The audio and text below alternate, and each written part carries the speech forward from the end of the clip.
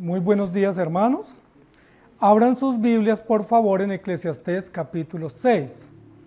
En esta mañana, como es habitual en estos últimos domingos, estamos desarrollando una serie sobre el libro de Eclesiastés, un libro que poco hemos leído y que cuando lo hemos leído no lo hemos entendido mucho, porque es un nivel de poesía distinto al que nosotros estamos acostumbrados. Es un nivel de estructura académica distinto a como nosotros escribimos, porque es una literatura hebrea antigua. Y por ser de otro contexto y por ser una literatura antigua, entonces la rima o la métrica de esa poesía no la logramos entender mucho. Sin embargo, el libro de Eclesiastés es un libro muy profundo, es un libro muy valioso y muy importante para nuestra edificación. El capítulo 6 inició retomando unos temas del capítulo 5, hablando de la necedad o la torpeza de que los hombres acumulen dinero o que se esfuercen desmedidamente por tener dinero, por acumular dinero, porque en últimas ese dinero ni los puede salvar, ni les puede librar de la muerte, ni se lo pueden llevar cuando se mueran. Y lo peor de todo es que cuando ellos se mueran, otros que no han trabajado por ese dinero lo van a disfrutar o lo van a dilapidar. Entonces el rey Salomón está siendo muy enfático. Él no está en contra de la riqueza, como la iglesia cristiana tampoco puede estarlo, pero lo que está en contra del rey Salomón es de que pongamos la confianza en la riqueza. Las riquezas no son malas, las riquezas son buenas. De hecho, ojalá todos pudiéramos tener riquezas, porque las riquezas son muy buenas, son bienes y servicios que nos proveen para tener bienestar y para tener comodidad y para poder ayudar a otros. ¿Qué es lo malo que el rey Salomón ve y que la Escritura denuncia? Que pongamos el amor en las riquezas, que nuestro Dios sea la riqueza y que descuidemos todas las demás cosas como la vida, el descanso, la familia, la iglesia, el temer a Dios por estar detrás de la riqueza. Eso sí es condenable por el rey Salomón y también tiene mucho sentido común hoy en día para nosotros. El versículo 3 y 4 que vamos a leer y estudiar en esta mañana nos va a indicar otro tema que también es muy importante relacionado con la misma necedad que el rey Salomón está describiendo. Dice así los versículos: aunque el hombre engendrare 100 hijos y viviere muchos años y los días de su edad fueren numerosos, si su alma no se sació del bien y también careció de sepultura, yo digo que un abortivo es mejor que él, porque éste en vano viene y a las tinieblas va, y con tinieblas su nombre es cubierto. Es un poco trágico el rey Salomón en lo que nos va a describir en esta mañana, ¿sí? Su poema se va a dirigir ya no a cosas tan prácticas, tan visibles, tan conocidas, tan objetivas, sino un poco a cosas menos vistas o menos observadas por el hombre o menos consideradas. Y termina en el versículo 4 pues dando una cláusula final como trágica, como tenebrosa, ¿sí? De tinieblas, de oscuridad, de soledad, de muerte y de olvido. ¿Sí? Es un poco trágico el rey Salomón en esa parte. Sin embargo, vamos a retomar la primera parte, que es la parte central de lo que él quiere decir. Y el título de nuestra enseñanza hoy es No aborte su bienestar. El título es No aborte su bienestar. No estamos a favor del aborto, estamos en contra del aborto en todo sentido, no porque nos parezca que debemos estar en contra, sino porque Dios está a favor de la vida. Y como Dios privilegia la vida y está a favor de la vida, nosotros que somos de la vida, es decir, que fuimos salvados de la muerte y la condenación, entendemos y valoramos sus principios. Lo que va a hacer el rey Salomón en este versículo 3 es considerar un aspecto que a veces pasa un poco olvidado, que es el aspecto de la reputación o el aspecto del honor. En toda sociedad, no solamente contemporánea, sino en sociedades antiguas, desde que el hombre existe, siempre se han tenido como unos estándares o como unos códigos de honor. Es decir, ¿qué es lo que le da honor o valor o reputación a una persona en esa sociedad? Hoy en día, en esta época postmoderna, pues los códigos han cambiado, ¿sí? Y hoy en día los códigos de reputación son más materialistas que en la antigüedad. Pero en las sociedades antiguas, especialmente en el Oriente, donde viene Israel o vienen los hebreos, los códigos de valor o de reputación o de honor eran distintos y tenían mucho más que ver con la esencia de la vida y tenían mucho que ver con la familia y con aspectos relacionales. Y eso es importante porque eso nos va a servir para valorar si los códigos de honor que tenemos hoy o de reputación son similares o son parecidos o son diferentes a los códigos que tenían los hebreos. Y eso es lo que nos va a hablar el rey Salomón. Entonces el rey Salomón va a tomar básicamente dos aspectos que en la época de él, que fue la época de la monarquía hebrea, eran valiosos y eran considerados como códigos de honor, es decir, como categorías que le daban honor o valor a las familias, ¿sí? Y vamos a considerarlos. El primero es, aunque el hombre engendrare 100 hijos, esa es la primera categoría de honor que el rey Salomón va a traer a consideración. Lo está trayendo a nivel de análisis y a nivel de comparación, porque recuerden que Salomón está comparando ahora los códigos de honor de los hebreos con el afán desmedido por tener riquezas y tener bienes, pero también con una realidad natural, y es que aunque acumulemos bienes, rápidamente nos envejecemos y nos morimos, y en últimas no hicimos mucho. Trabajar, acumular, morimos, no disfrutamos, y no hicimos a la final mucho en toda nuestra vida. Pero él va a considerar un código para los hebreos que es importante, y es el tener una familia numerosa. ¿Sí? Ese es el primer código honorífico de alta reputación para los hebreos. Y eso lo podemos ver mucho en la escritura. Recuerden que para los hombres hebreos era muy importante, y no solo para los hombres hebreos, sino los hombres orientales, en Mesopotamia y en el mundo antiguo, era muy importante que cuando tuvieran una mujer o se casaran con una mujer, esa mujer les diera hijos. Y no solo querían tener un hijo, sino que querían tener por docenas, porque salía más barato. Ellos que encargaban por docenas. Y si ellos no podían tener hijos con esa mujer, recuerden que hay muchos casos en los relatos bíblicos donde ellos tomaban otra mujer, donde la mujer le permitía tomar la criada, ¿sí? O tomar una empleada para que pudiera engendrar a nombre de esa mujer que no podía tener hijos, ¿recuerdan? Y recuerden que cuando esa mujer era estéril y esa mujer no estaba tan dispuesta a darle la criada al esposo, entonces oraba a Dios y le decía a Dios, dame hijos o me muero. Sí, era casi como una sentencia de muerte, quiero tener hijos y no solo uno. Recuerden que las mujeres antiguas, cuando nacía el primer hijo, no le ponían Ismael o Manuel o Israel, sino que le ponían, nació el primero. Y luego cuando venía el segundo le ponía, quiero más. Ese era el nombre del segundo, quiero más. Y el del tercero era, no me sacio. ¿Recuerdan? Y así eran los nombres de los hijos de las mujeres antiguas, con la idea de que anhelaban tener muchos hijos. ¿Por qué anhelaban tener muchos hijos? Por dos razones principales. Primero, porque era un mandato bíblico que sigue vigente de tener familias y de procrearnos y de multiplicarnos. Pero segundo, porque para los hebreos era de muy alto valor tener una familia numerosa. Es decir, el honor de las familias, especialmente el honor de los padres, se medía en el número de hijos. Es decir, ¿cuántos hijos tiene? Entonces, el uno decía, yo tengo 10. Y el otro decía, yo tengo 24. ¿Sí? El otro decía, bueno, yo ya tengo 50. ¿Sí? Y recuerden que hubo un juez de Israel que tenía 70. ¿Recuerdan? ¿Sí recuerdan? ¿Gedeón? Entonces, el honor de los hombres, y los hombres sacaban pecho en la calle, o cuando estaban en la plaza con sus amigos diciendo, yo tengo más que usted. Entonces era como una competencia sana de quién podía tener más hijos, pero ¿por qué la competencia? Porque eso le daba reputación al hombre y era un honor para las familias que fueran numerosas. Ustedes saben que esa idea de honor hoy en día no existe, más bien es lo contrario. Si una familia tiene 4 hijos, le dicen, ¿4?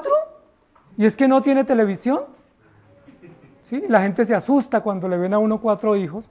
¿Sí? Ayer una señora en el Transmilenio me decía, ¿todas las 3 son suyas? ¡Ay, qué lindas! Y luego yo llamé a Johnny y se quedó sorprendida porque habían más. ¿sí? No solamente 3. Pero hoy en día causa gran sorpresa, incluso la gente se asusta, se pone nerviosa cuando ven que una familia tiene 3 o 4 o 5 hijos, porque no es bien visto en la sociedad moderna o posmoderna que sean numerosas las familias. De hecho, más bien la recomendación de la familia o la recomendación de los amigos, incluso la recomendación del personal médico, de las enfermeras es no tenga más hijos. ¿Sí se han dado cuenta? Casi que con el primero le están diciendo ya no más, máximo 1. Entonces miren que han cambiado los códigos, ¿cierto? En la antigüedad para los hebreos un código de honor y de valor y de dignidad familiar era tener muchos hijos, ¿sí? Eso hacía muy valiosa la sociedad y hacía también que esos pueblos o esas naciones que eran numerosas causaran temor a naciones más pequeñas. Recuerden que entre más numerosa fuera la nación, con más jóvenes y más soldados y más hombres aptos para la guerra y para el trabajo, la sociedad se podía desarrollar más rápido, los países podían crecer.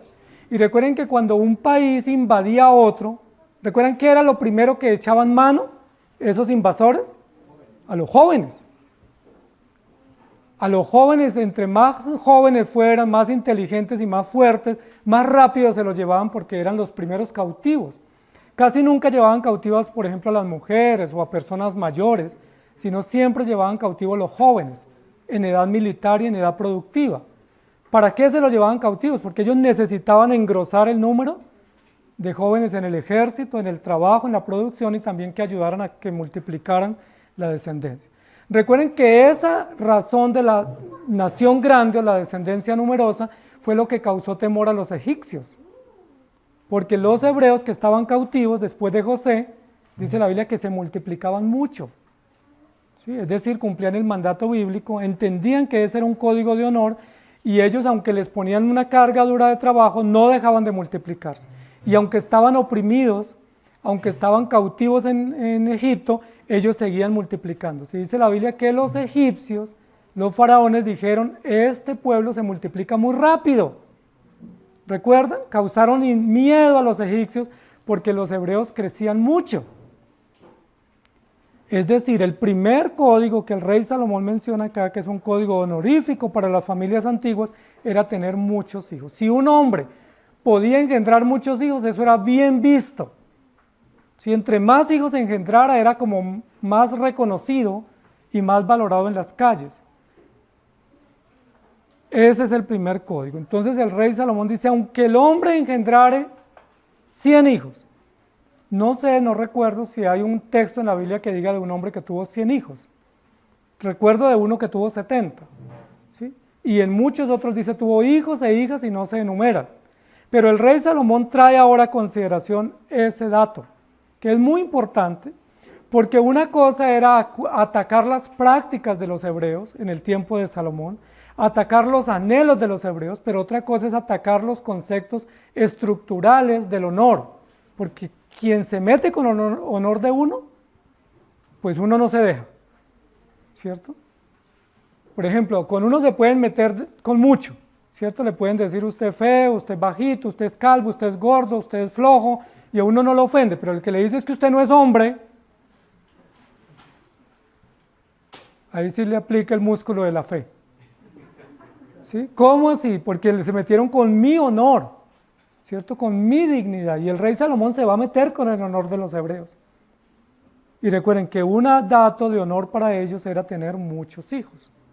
Entonces el rey Salomón dice, aunque el hombre engendrare 100 hijos, es decir, apela a la reputación de ellos, apela a una de las riquezas más valiosas para los hebreos, que era tener buen número de hijos, y eso lo podemos corroborar con otros textos bíblicos. Salmo 127, 3 al 5. Me pueden acompañar si quieren. He aquí herencia de Jehová son los hijos, cosa de estima el fruto del vientre.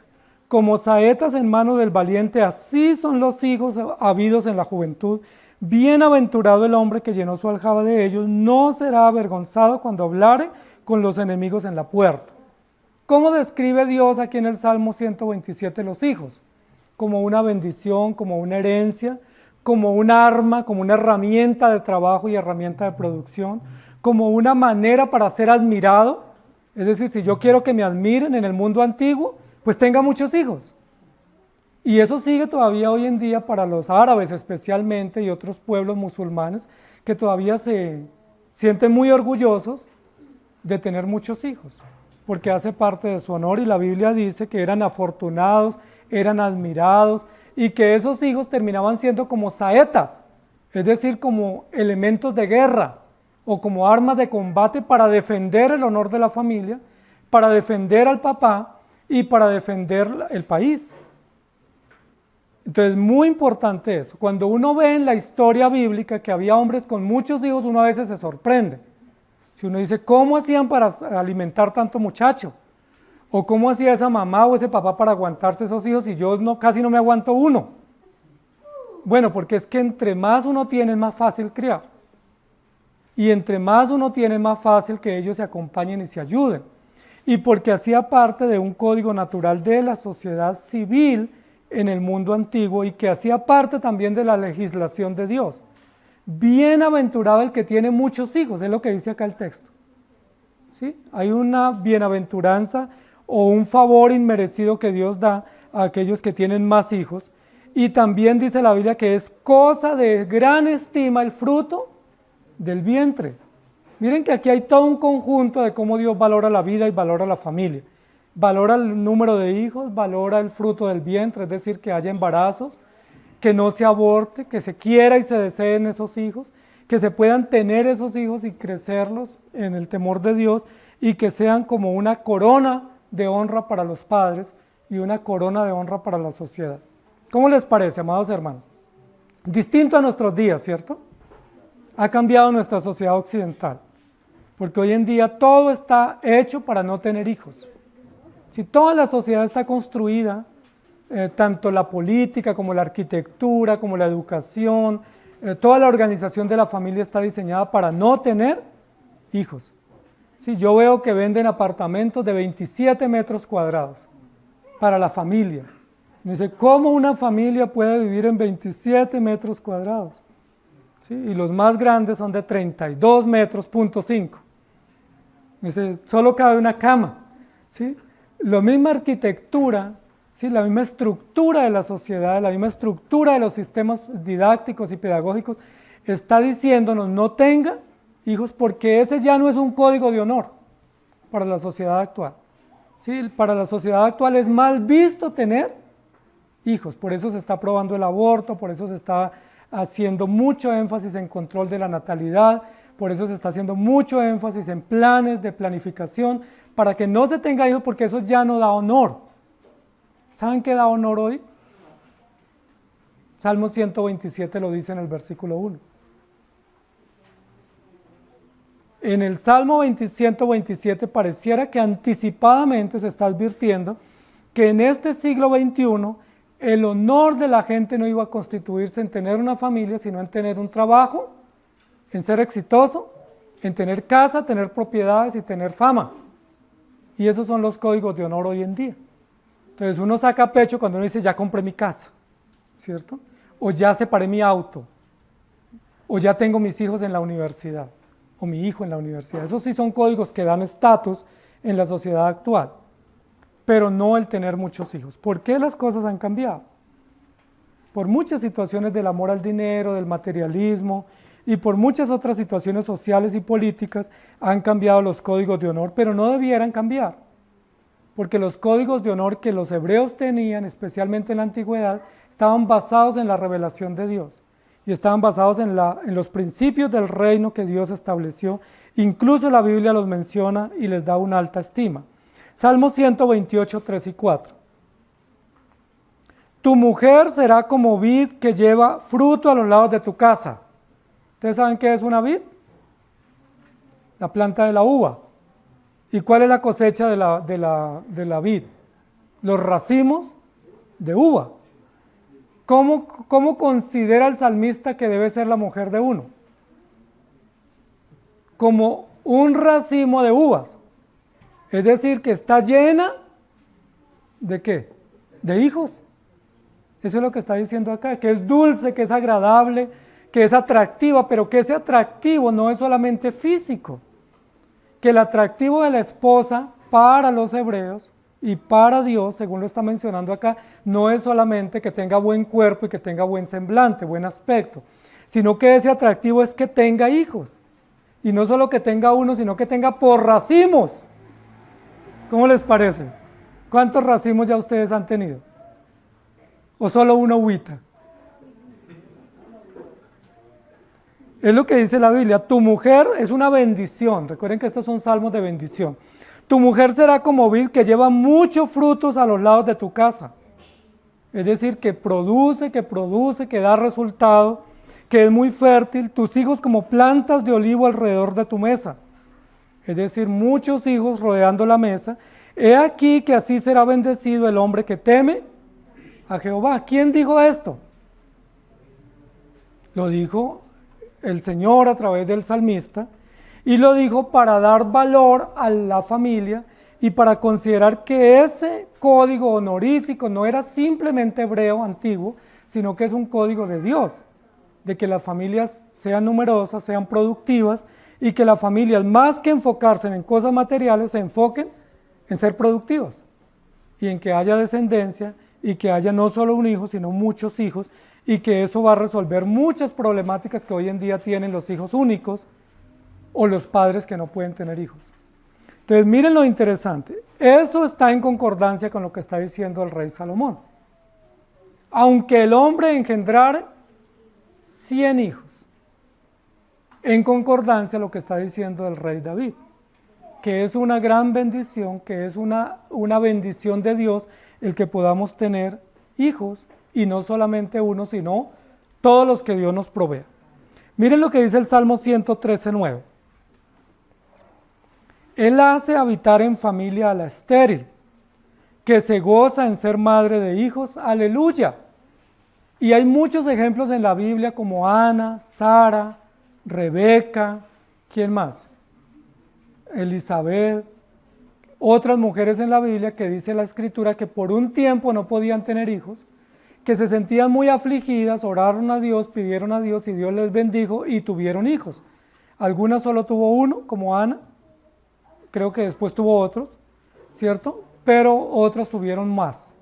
Entonces, amados hermanos, esto que estamos diciendo, yo sé que ustedes no van a cambiar de idea. Ustedes van a decir amén a todos los textos bíblicos, pero van a seguir con una sola uvita.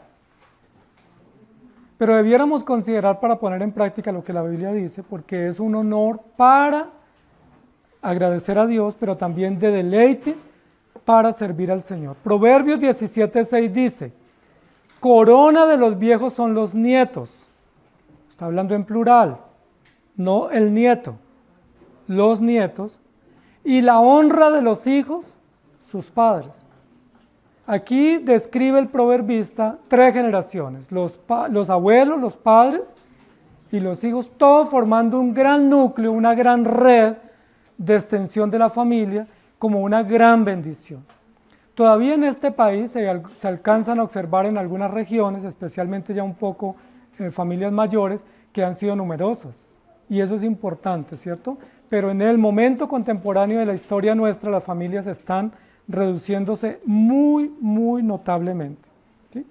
Se dice, según algunas estadísticas, que hay 51 países en el mundo que están envejeciendo su población y que no están teniendo relevo de esa población. 51 países en el mundo, eso es muchísimo. Eso es más del 25%, casi el 28% de los países en el mundo se están envejeciendo y no hay una generación de relevo. ¿Saben por qué? Por exceso en el control de la natalidad y por políticas muy firmes de que no hayan familias numerosas. ¿Saben ustedes cuál es el promedio normal para una mujer en cualquier lugar del mundo para que la población no se envejezca y retroceda la producción? ¿Cuál es la media para una mujer? Y ustedes se van a evaluar a la luz de la media. 2.7. Es decir, toda mujer en la tierra debiera tener 2.7 hijos, es decir, 3. ¿Sí? Para que pueda ayudar a contribuir a la estabilidad de la sociedad, a la producción de la sociedad y al no envejecimiento o prácticamente desaparecimiento de una sociedad. Pero recuerden que la sociedad está envejeciéndose porque el promedio máximo que se está pudiendo lograr es 2.1. Es el promedio máximo que se está logrando mantener, por eso hay 51 países ya que están, algunos con mucha riqueza, pero sin generación nueva. Algunos países con mucho dinero y tierra libre, pero no hay quien disfrute esa tierra porque no hay una generación de relevo. Y eso es grave, amados hermanos, porque eso se puede convertir en un problema de salud pública. De hecho, ustedes saben que hay países que están llevando mujeres o familias jóvenes de estos países latinos a esas regiones para que vayan a ayudar a poblar la tierra.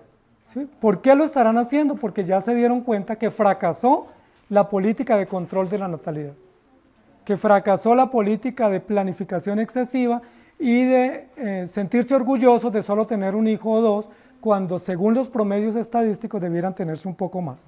Entonces es importante eso. Entonces lo que la Biblia dice aquí el rey Salomón es, aunque un hombre tuviera 100 hijos.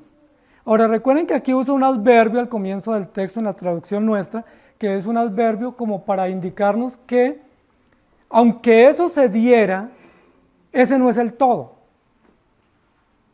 Es decir, algo falta. Pareciera que ese código de honor lo estaban respetando los hebreos. David tuvo varios hijos, Salomón tuvo varios hijos, no tenían por centenas, pero ya en esa época tenían 15, 12, 10, 8, tenían mucho más que hoy en día. Y el rey Salomón tuvo varios hijos, pero él dice, aunque un hombre engendrara 100 hijos, es decir, no se soluciona toda la estabilidad de la sociedad, no se soluciona el bienestar de una sociedad, de una familia, engendrando hijos. Eso es un código de honor público, de honor civil, pero no es el todo. ¿Sí me hago entender? Es lo que Salomón va a apuntar. Y luego más adelante vamos a retomar esa idea para poderla afirmar. El segundo código de honor que el rey Salomón plantea es, y aunque un hombre viviere muchos años. El primer código de honor hebreo, tener muchísimos hijos, ¿sí? Entre más tenga, mejor. Pero el segundo código de honor para los hebreos era vivir muchos años. Es decir, llegar a muy abuelitos, llegar a bien ancianitos. Ese era un código muy importante, de hecho la ley de Moisés establece que los más sabios siempre eran los más ancianos y que se debía respetar a los ancianos, que se debía darles un honor especial. Ellos terminaban siendo los maestros de la sociedad o de la nueva generación. Eran los sabios del grupo o de la tribu o los sabios del pueblo que instruían y era un gran honor. Todavía recuerdo cuando Jacob se encontró con el rey de Egipto. ¿Se acuerdan? Cuando él se encontró con el faraón, ya a punto de morir, recuerden que habló mal de sus días. Y Jacob dijo, mis días han sido pocos y malos. Pero ¿con quién se comparaba Jacob? Con Abraham, con Isaac y con los patriarcas antes del diluvio. ¿Ustedes saben cuántos años en promedio vivieron los 10 patriarcas antes del diluvio? 912 años en promedio. En promedio. Algunos dicen que eran años más cortos que los nuestros, que era otra forma de contabilidad, pero recuerde que desde Génesis se contaban los años a la luz del sol, ¿sí? Con un calendario lunar los hebreos. Es decir, que era similar a los nuestros con alguna diferencia pequeña, pero los años realmente tenían una similitud como la nuestra. 912 años fue el promedio de 10 patriarcas antes del diluvio. Enoc, Cainán y otros más que existieron, Enos, que existieron antes de Noé. ¿Ustedes saben cuántos años vivió Noé después del diluvio? ¿Sí? 950 años en total vivió Noé. Pero Noé fue el único hombre después del diluvio que llegó a esa edad tan alta. Porque recuerden que luego del diluvio el Señor le dijo a Noé, y antes del diluvio le dijo, no contenderé con esta generación mala, sino que los días de su edad serán 120 años. ¿Y recuerdan cuántos años vivió Moisés? 120 años. Pero Moisés vivió más o menos 500 años después de Noé. y vivió 120 años. Es decir, lo que podemos entender aquí es que para los antiguos, dentro del diseño natural de Dios y el diseño genético, era que ellos pudieran vivir mucho tiempo en la tierra. No que fueran eternos, pero que vivieran mucho más tiempo. Eso facilitaba familias más numerosas, eso facilitaba mucho más tiempo también para procrear hijos y para educarlos, pero también para producir. Una razón por la cual Dios permitió que los hombres vivieran mucho fue porque en la antigüedad no existía la escritura y Dios estaba interesado en conservar la historia de la redención. Y recuerden que esa historia comenzó con Génesis, en Adán. ¿Y cómo se iba a conservar si no había memorias, no había almacenamiento de información como hoy en día? ¿Cómo se iba a conservar? Entonces Dios dispuso que se conservara por tradición oral. Y la mejor manera de conservar por tradición oral es que los hombres vivan mucho. Porque imagínense si cada 60 o 70 años se renueva la población. Cuando Moisés comenzó a escribir, que fue más o menos 2500 años después, ¿ustedes qué pensarían si hubieran pasado tantas generaciones desde Adán? Se hubiera tergiversado probablemente el mensaje y hubiera pasado como el teléfono roto. ¿Se han jugado el teléfono roto? ¿Sí? Bueno, uno juega cada rato que lo meten en cuentos, ¿cierto? ¿Sí? Y uno dice, yo no dije eso. Y dice, entonces, ¿qué fue lo que dijo? Pues ahí ya está el teléfono roto. Lo metieron a uno en problemas porque le inventaron un chisme. Si hubiera sido tantas generaciones cada 60 o 70 años, nueva población, es muy probable que se hubiera tergiversado la historia, porque hubiera pasado de muchas manos o por muchas manos. Pero Dios quiso que los hombres vivieran mucho. Es decir, desde Adán hasta Noé hubo muy pocas generaciones. Creo que habla la Biblia de 14 en Mateo capítulo 1. Muy pocas generaciones y ya habían transcurrido más de 2000 años. Porque los hombres vivían muchísimo tiempo. ¿Recuerdan cuál fue el hombre que vivió más? Matusalén. Vivió 969 años. Casi llega a los 1000. ¿Sí? Qué honor tan grande. Pero recuerden que él vivió muchos años no por una condición genética, sino por una disposición de Dios. Dios dijo, cuando él muera, traeré un diluvio sobre la tierra. Entonces, ¿por qué vivió mucho? Porque Dios es longánimo. Dios lo hubiera podido matar a los 50 años.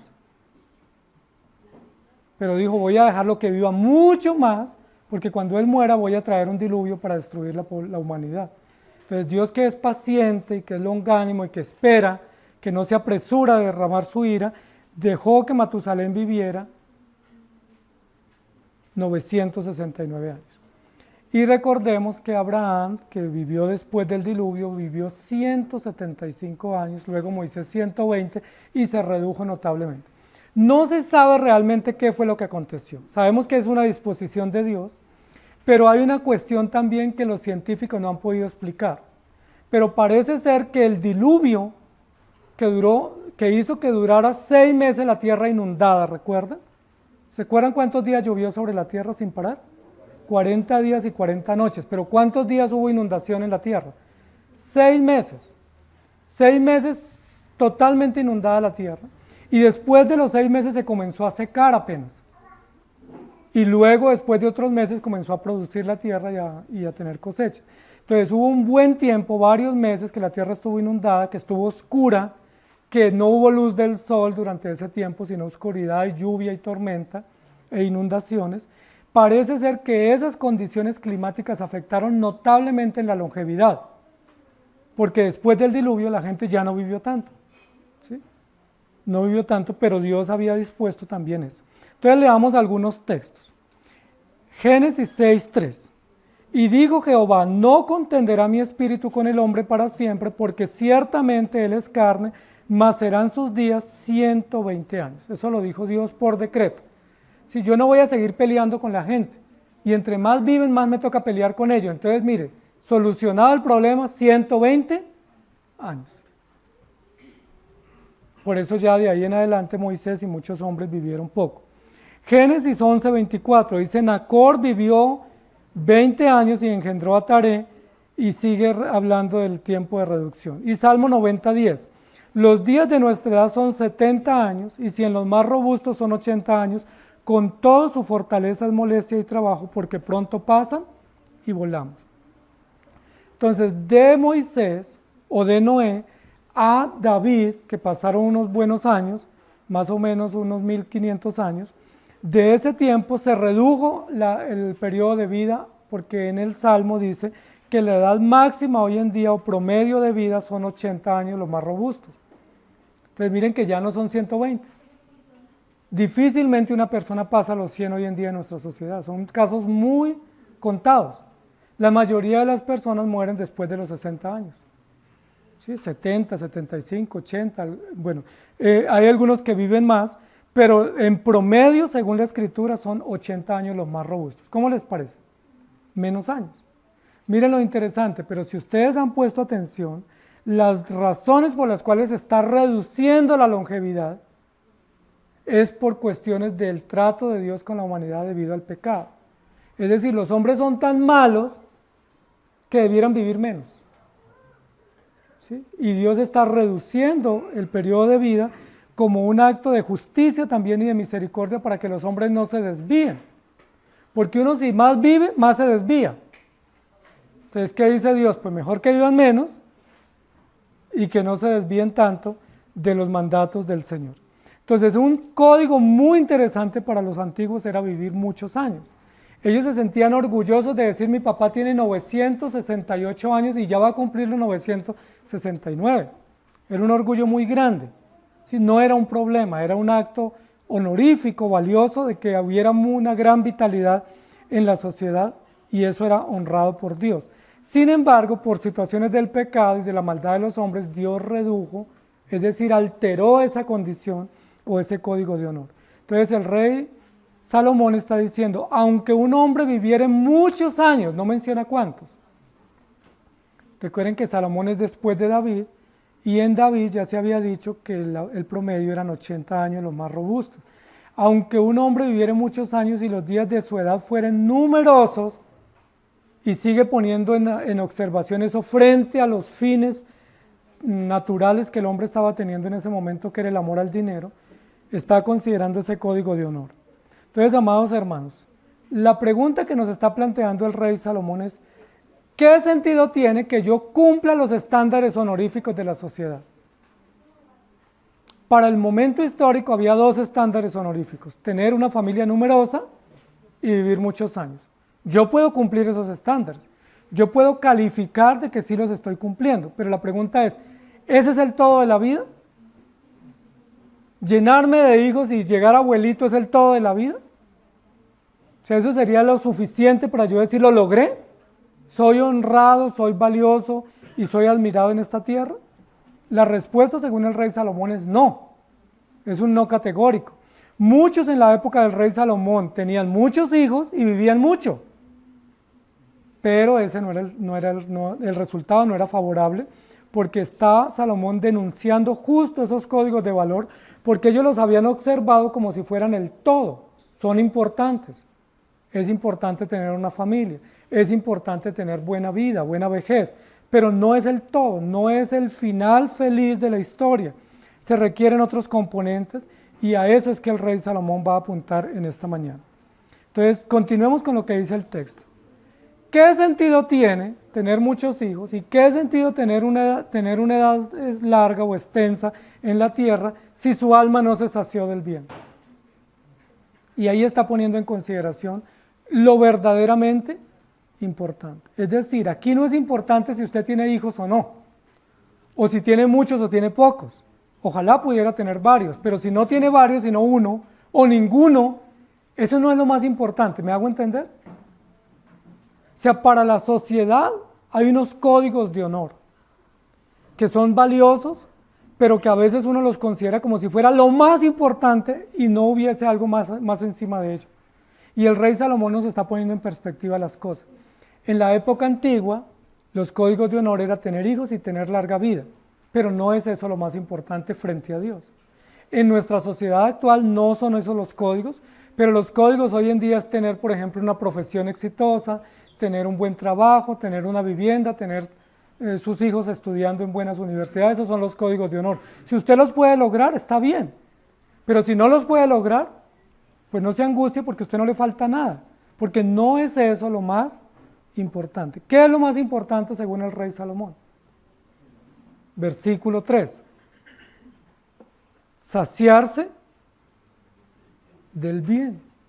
Saciarse del bien. Ahora, ¿qué es el bien para el rey Salomón? Porque para nosotros el bien pareciera ser sinónimo de bienestar, es decir, tener casa, tener el dinero, tener con qué comprar nuestras cosas, tener tranquilidad y pues no estar como a la deriva. Eso para nosotros es el bienestar natural y al cual procuramos o al cual apuntamos. Pero ¿qué es lo que está diciendo aquí el rey Salomón cuando dice, si su alma no se sació del bien, no logró nada en esta vida? Parece ser que el rey Salomón está diciendo lo más importante de todo lo que pueda cosechar o que pueda procurar un hombre sobre la tierra no es ni tener hijos, ni tener larga vida, ni tener dinero, ni tener cosas, sino saciarse del bien. ¿Cuál es el bien? ¿Cuál es el bien? El rey Salomón lo ha explicado en otros lugares del texto, no aquí, pero él está poniendo en consideración lo más importante es que su alma se sacie del bien. Y recuerden que está hablando de códigos de honor que son intangibles y está ahora hablando de saciar el alma. Miren que uno puede saciar el estómago con un buen alimento. Uno puede saciar su deseo de un viaje, pues viajando. O a veces uno dice, tengo ansias de ir a la playa, pues va a la playa. O tengo ansias de comprar algo, de ir al centro comercial, pues uno va y satisface ese deseo, o ese anhelo, o esa necesidad. O como decimos en castizo, ese antojo. Pero ¿cómo se sacia el alma? ¿Con dinero? ¿Con muchas amistades? ¿Con muchas oportunidades de viaje y de placer se sacia el alma? ¿Cómo se sacia el alma? El rey de Salomón lo ha dicho. Dediqué mi vida a todos los placeres que hay debajo del sol, ¿recuerdan? Y me enredé en todos los placeres habidos y por haber. Pero ¿cuál es la conclusión? ¿Cuál es el pie de página? Todo es vanidad y aflicción de espíritu, es decir, no logré nada. Y recuerden que el rey Salomón también dijo, ok, entonces los placeres no me sirven, no me sacian, entonces acumulemos dinero. Y me dediqué a acumular dinero y acumulé y tuve tanto dinero que ni siquiera sabía cuánto era el límite de mi dinero, ni siquiera sabía dónde estaba todo ese dinero. Pero ¿cuál es el pie de página? Todo es vanidad y aflicción de espíritu. Y luego el rey Salomón ya nos dijo, me dediqué al conocimiento, a la investigación, a la ciencia, a estudiar, a la academia, a leer libros, a producir libros, a ser un gran académico y un buen científico. Y aunque fui científico, y aunque fui académico, aunque fui un gran investigador, al final del día la conclusión es, todo es vanidad. Entonces, ¿qué sacia el espíritu? Si no lo sacia el placer, si no lo sacia el dinero, si no lo sacia el estudio, si no lo sacia el poder, ¿qué sacia el espíritu? Y noten bien que aquí el rey Salomón califica el alimento que se le debe dar al alma, o lo que debe llenar o satisfacer nuestra alma, y es el bien.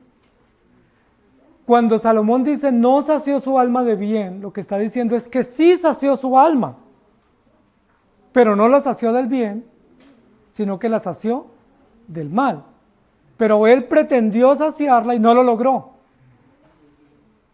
Es decir, él pensaba que saciaba su alma acumulando dinero, teniendo placeres, teniendo estudio, ejerciendo poder, siendo famoso, y él pensó que con eso lo lograba, pero no lo logró. Al final del día no sació su alma. Y esa es una conclusión muy catastrófica que el rey Salomón presenta en su investigación como una síntesis, como un resultado muy fatal. No sació su alma. La pregunta es, todo lo que tú has hecho, amados hermanos, todo el estudio que tienen, los viajes que han tenido, las oportunidades que han tenido, las relaciones que han tenido, el dinero que han acumulado, ¿les ha permitido saciar su alma? ¿O no? La respuesta es no, porque ninguna cosa material puede saciar el alma. Nos puede servir el dinero, para traernos bienestar, nos puede servir un viaje para distraernos y para estar un poco más tranquilos y descansar, pero no sacia nuestra alma, porque el alma solo se puede saciar del bien que sale de la boca de Dios. Recuerden lo que dice el Salmo 23, el bien y la misericordia me seguirán todos los días de mi vida. El bien, y el bien se refiere a una persona, y esa persona es Jesucristo, el Hijo de Dios. Si no sació su alma del bien, y si también careció de sepultura, es decir, no lo olvidaron cuando murió, no le dieron sepultura, no le dieron la honra, pues está viviendo de la manera más trágica y más miserable que un hombre pudiera vivir. Para los hebreos era muy importante, que ese era otro código de honor, y era que cuando una persona moría, toda la familia se reunía para darle sepultura. De hecho, era parte de los códigos de honor que los hijos no se separaban de los padres hasta que los padres morían. O sea, se separaban pero no se distanciaban. Sí, podían vivir cerca, en la región, en el pueblo, en las mismas veredas, pero no se distanciaban al punto de que si el papá moría, los hijos no se enteraban. Entonces un hijo se hacía a un poco al lado de la finca o del terreno y construía, cultivaba, pero estaba muy pendiente del papá o de la mamá para ayudarles y acompañarles en el momento de la sepultura. Era muy mal visto para los hebreos antiguos que el papá muriera y dijeran, ¿y sus hijos? Ya no, los hijos están en el extranjero, están lejos, hace años no se sabe de ellos, se fueron y ya se olvidaron del papá. Eso era muy mal visto, era una deshonra para el papá. Era una humillación para el finado y para el nombre y la memoria del finado, del difunto. Entonces, un honor para ellos era que cuando el papá muriera, los hijos estuvieran juntos. ¿Se acuerdan que por eso sufrió más de 20 años Jacob? ¿Se acuerdan por qué sufrió Jacob? Porque Jacob tenía 11 hijos a su alrededor, pero le faltaba uno que se había perdido y no aparecía, ¿recuerdan?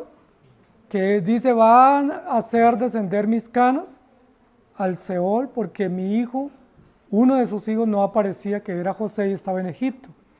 No era bien visto que un hijo se fuera y abandonara a los padres. Sí, debiera estar cerca de los padres. Hoy en día no sucede eso, todos esos códigos se han alterado y hoy en día los hijos toman vuelo y a veces se alejan y a veces ni siquiera vuelven a saber dónde están los padres o no se interesan por los padres. Pero eso no era o no es correcto, ni era correcto en la antigüedad.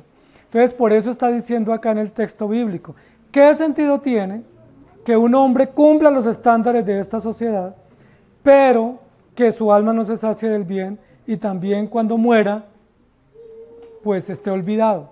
No haya quien lo honre en la muerte, no haya quien lo recuerde, no haya quien lo sepulte. Y saca una conclusión muy interesante, dice, yo digo que un abortivo es mejor que él. Miren la conclusión tan terrible que saca el rey Salomón. Dice, esa persona que tuvo muchos hijos, que vivió muchos años, pero que no se sació del bien, es peor que un abortivo.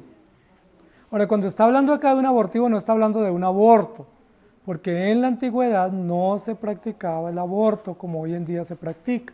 Aquí lo que está hablando es de un hijo que estando en el vientre de la madre es abortado súbitamente, que eso sí ha acontecido siempre, que el feto o el embrión no se implante en el útero y lo rechace el cuerpo y haya lo que se llama un aborto súbito.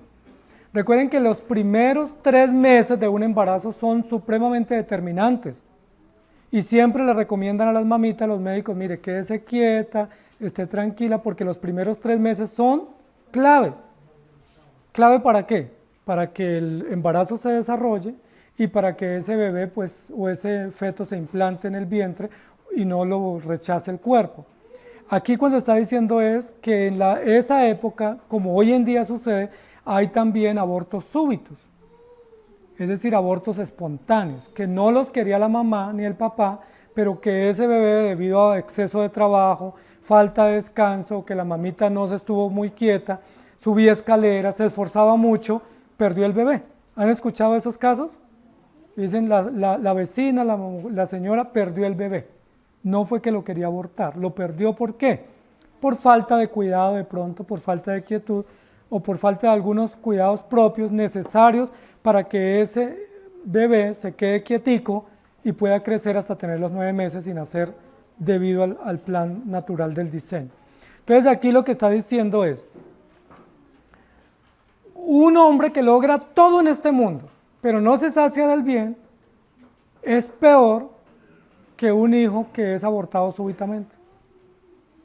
¿Por qué? ¿Por qué un hijo que es abortado súbitamente es peor que un hombre que logra las cosas de este mundo? Ahí lo dice el texto siguiente.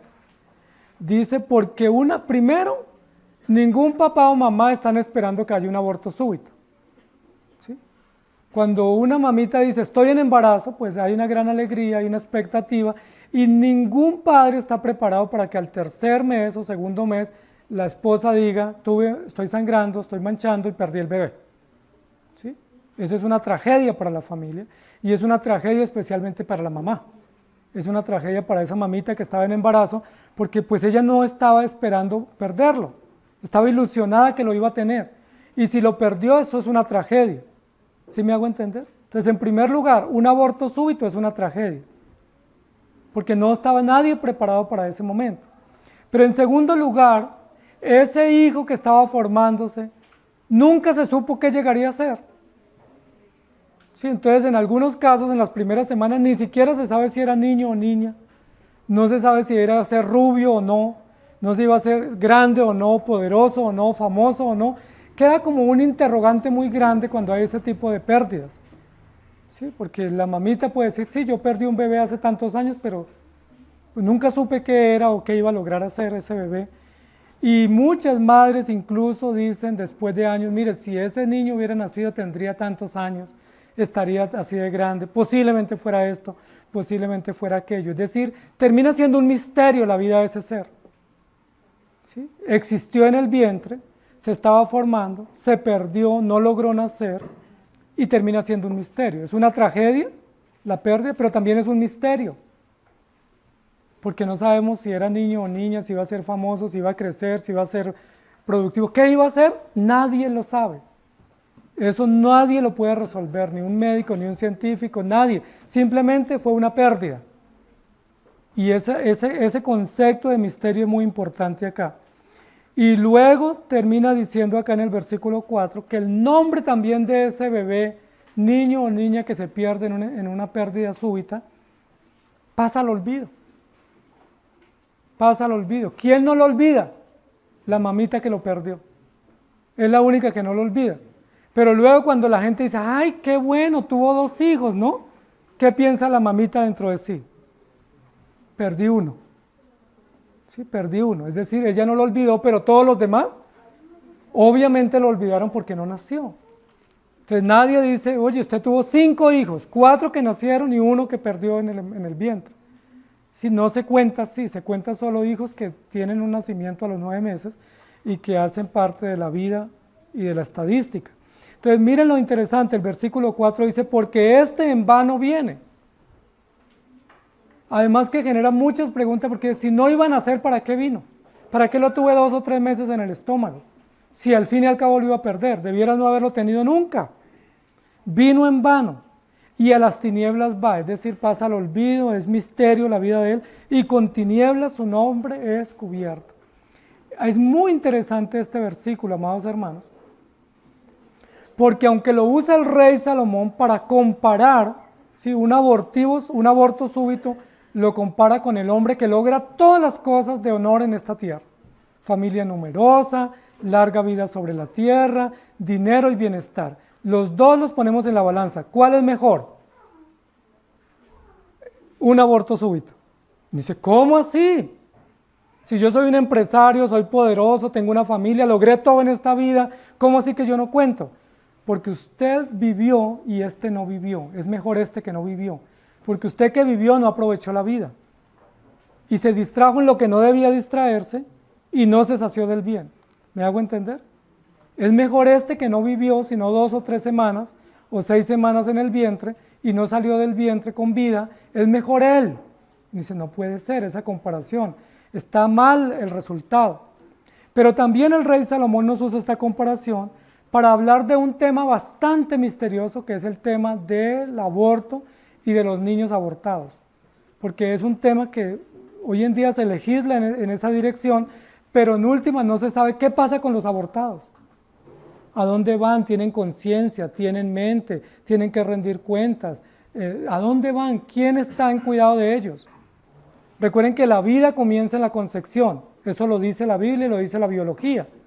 La vida comienza en la concepción, 24 horas después de la relación hay fecundación. Y si hay fecundación, ¿qué hay? Hay vida. Y si hay vida, pues no es la vida de una célula, no es la vida de un feto, es la vida de un ser humano que ya comenzó a darse y que está en proceso de desarrollo durante 9 meses en el vientre. Entonces, ¿qué pasa con la vida de esos bebés de 1 semana, de 3 semanas, de 12 semanas? Hoy en día, tristemente, con la legislación de 6 meses que serán abortados. ¿Qué pasa con esos bebés? ¿Pasan al olvido? ¿Están en algún lugar? ¿Alguien tiene cuidado de ellos? ¿Tendrán que rendir cuentas? ¿Tienen conciencia? O sea, ¿qué es la vida de esos seres? Nadie ha podido resolver ese enigma, es un misterio. Pero ¿saben quién nos dio una puntada para entender ese tema? El rey Salomón. El rey Salomón fue un gran científico, un gran investigador. Se le llama en Eclesiastés el gran predicador. Y él dijo, esos seres viven mejor que los que nacen. Hay un juicio de valor interesante. ¿Sí? Si ponemos en la medida, ¿qué es mejor? ¿Los que viven o los que no viven? Según esta evaluación del rey Salomón, los que no viven, porque ellos no pueden demostrar o no tienen la oportunidad de saciarse del bien o de perder el tiempo viviendo en otras cosas, sino que Dios no les da la oportunidad. Segundo, dice, ellos vienen en vano a juicio nuestro y van a las tinieblas y con las tinieblas su nombre es descubierto, es decir, no dejan de existir. Aunque no llegaron a este mundo y no los conocimos, es olvidado el nombre por nosotros, pasan las tinieblas según nuestro juicio, pero tienen vida, existieron, son seres que hacen parte de la contabilidad de la existencia de las estadísticas de los hombres, porque aquí no dice que era un feto, es un abortivo, y un abortivo es un ser que es abortado y que existe y que tendrá que ser considerado en el diseño de Dios para algo, para rendir cuentas o para juicio o para salvación. Esa parte no la sabemos, pero lo que sabemos es que sí existió. Para nosotros no, pero biológicamente sí existió. Y en el diseño de Dios existió también porque estaba dentro de los planes, tanto que fuera fecundado como que comenzara su proceso de formación y también que fuera abortado súbitamente. ¿Me hago entender? Es decir, hay unas pautas aquí pequeñas que nos sirven a nosotros para que entendamos que esos niños que son abortados, bien sea súbitamente, del cual no hay responsabilidad civil o moral de la madre o del padre, pero sí esos abortos programados o inducidos, de los cuales sí hay responsabilidad civil, moral y legal, que esos son seres con vida, que no se está eliminando un desecho, ¿sí? O un montón de células, como nos dicen hoy en día. ¿Sí? No es un desecho, los desechos el cuerpo los elimina naturalmente, no se necesita intervención quirúrgica. ¿Sí? Que eso que se está eliminando es un ser humano. ¿Sí? Y aquí hay un reconocimiento de cómo incluso para ellos es mejor la vida de los que mueren. ¿Sí? Tristemente nuestro país y la sociedad está dirigida a abortar, ¿cierto? Como si fuera un plan casi estatal de promover e inducir el aborto. Pero pudiéramos decir, triste la vida de los que son abortados y triste que nuestra sociedad se volque hacia allá y que los vivos y los que nacieron aborten a los bebés no nacidos. Si el rey Salomón estuviera hoy nos dijera, ¿qué es mejor, los que abortan o los abortados? ¿Los que producen el aborto o los que son abortados? ¿Y qué nos diría el rey Salomón? Mejor la vida de los que son abortados, porque los que producen e inducen el aborto no se saciaron del bien, obraron mal y tendrán que rendir cuentas e irán a las tinieblas. ¿Me hago entender? Por eso nuestro tema hoy es no abortes su felicidad, porque nosotros abortamos la felicidad pensando que la felicidad nos la dan las cosas. corriendo tras los códigos naturales contemporáneos, que es tener casa, tener carro, tener hijos profesionales, tener honor, tener apellido, vivir en estrato 14. Hoy en día pensamos que eso es lo que da honor, estatus. Pero si eso perseguimos, perdemos la felicidad, porque la verdadera felicidad está en saciarnos del bien. Vamos a leer algunos textos bíblicos. Romanos 10:9 dice que si confesares con tu boca que Jesús es el Señor y creyeres en tu corazón que Dios le levantó de los muertos, serás salvo. Segunda de Timoteo 1:10, pero la hora ha sido manifestado por la aparición de nuestro Señor Jesucristo, el cual quitó la muerte y sacó a luz la vida y la inmortalidad por el Evangelio. Y Salmo 36:9 dice, porque contigo está el manantial de la vida, en tu luz veremos la luz. Y tengo otros textos, pero no tenemos tiempo para leerlos. Amados hermanos, ¿cuál es el bien que usted y yo debemos perseguir? ¿El bien del dinero? ¿El bien del poder? ¿De la fama? ¿De los años? ¿Del honor natural de la sociedad? Si eso perseguimos, lo más probable es que estemos abortando nuestra propia felicidad. Porque el llamado de la Escritura es persigamos el bien y la misericordia que nos seguirán todos los días de nuestra... No importa cuánto vivamos, posiblemente no lleguemos a 80, quizás seamos endebles y no seamos robustos, como dice la Escritura, y moramos antes. Posiblemente no podamos tener muchos hijos, incluso uno, o quizás ninguno. No lo sabemos, eso es un designio divino, no lo sabemos. Posiblemente queremos tener hijos y los perdemos por un aborto súbito. No entendemos muchas realidades de la vida, pero no es eso lo que perseguimos y no es esa la fuente de la felicidad. La felicidad suya y mía no nos la da tener un trabajo, no nos la da recibir un salario, no nos la da tener casa y carro y beca. La felicidad suya y mía no nos la da tener hijos, aunque son importantes, no es esa la fuente de nuestra felicidad. La fuente del bien y la felicidad están en el Señor. Y aun si perdiéramos todo, ¿recuerdan qué dijo Job? Job tenía 10 hijos. Y recuerdan que en un solo día Job perdió los 10 hijos. Y Job era un hacendado maravilloso, poderoso. Y en un día perdió todas sus haciendas y su riqueza. ¿Y recuerdan qué dijo Job? Jehová dio y Jehová quitó, sea el nombre de Jehová bendito, desde ahora y para siempre. ¿Qué dijo Job en lo que dijo? Que él tenía su alma saciada del bien y que por supuesto él no se había saciado ni en sus hijos, ni en sus tierras, ni en sus placeres, sino que su fuente de saciedad estaba en Dios y eso le hacía feliz. No importa si todo se pierde. Posiblemente mañana pierdes tu salud, pero no dependes de tu salud. Posiblemente mañana pierdes tus hijos o tus padres, pero no dependes de ellos. Posiblemente mañana pierdes tu trabajo, pero no dependemos de ellos, dependemos de nuestro Dios. Él es la fuente de nuestra felicidad. La pregunta final es, ¿su alma está saciada de bien? Yo quisiera que ustedes se preguntaran eso, en la dirección que lo estamos enfocando como el texto lo plantea. ¿Su alma se está saciando del bien o no? Si su alma está saciada del bien, no importa lo que pase hoy o mañana, no importa lo que perdamos, no importa lo que ganamos, nuestra alma, nuestra vida está segura en Dios y por lo tanto abrazamos la felicidad y el bienestar. Que el Señor nos ayude. Amado Señor, gracias por tu palabra, por ayudarnos a entender que hay códigos importantes en la sociedad civil, pero que no es realmente la fuente final por lo cual debemos trabajar o lo cual debemos procurar. Ayúdanos, Señor, porque nos desviamos con tanta facilidad y pensamos que el enfoque es tener una familia, tener unos hijos y tener bienes. Y eso, aunque es importante, no es lo esencial. Ayúdanos. Ayúdanos a entender que lo único esencial, lo único indispensable para vivir es saciarnos del bien y el bien eres tú. Tú eres el sumo bien, tú eres nuestro bien máximo, tú eres nuestro bien por excelencia.